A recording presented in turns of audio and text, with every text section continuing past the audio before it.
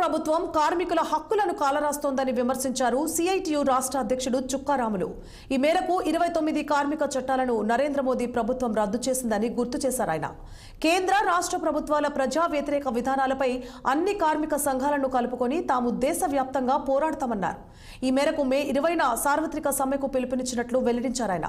శ్రమ దోపిడీ అంతం కావాలని, శ్రామికుడే పాలకుడు కావాలన్న ఆయన శ్రామికులంతా ఐక్యమత్యంతో ముందుకు సాగాలని పిలుపునిచ్చారు.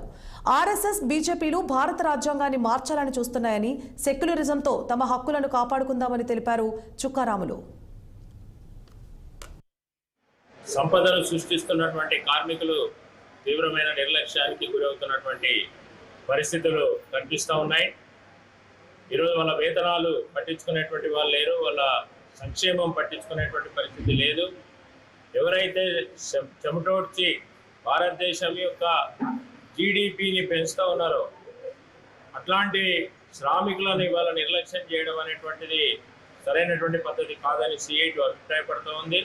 పైపెచ్చు వాళ్ళకు చట్టబద్ధంగా ఉన్నటువంటి కొన్ని హక్కుల్ని ఇవాళ కార్మిక చట్టాలని రద్దు చేయడంతో 4 లేబర్ కోడ్స్ పేరుతోటి ఇవాళ పెట్టుబడిదారులకు అనుకూలంగా చట్టాలని తయారు చేస్తున్నటువంటి అప్రజాస్వామికమైనటువంటి పద్ధతి నరేంద్ర మోడీ ప్రభుత్వం చేపట్టింది.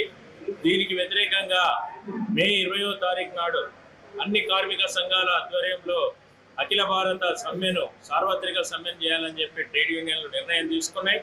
మెదక్ జిల్లాలో కూడా అన్ని కంపెనీలలో ఉండేటువంటి కార్మికులకు, ఉద్యోగులకు, అసంఘటిత రంగ కార్మికులకు సిఐటియు మహాసభ రామాయంపేటలో జరుగుతున్నటువంటి 15వ మహాసభ పిలుపునిస్తూ ఉంది. మనం కూడా మే 20వ తారీఖు నాడు మెదక్ జిల్లా వ్యాప్తంగా సార్వత్రిక సమ్మెను జయప్రదం చేయాలని చెప్పి మేము కోరుతా ఉన్నాం. ఈరోజు మన దేశంలో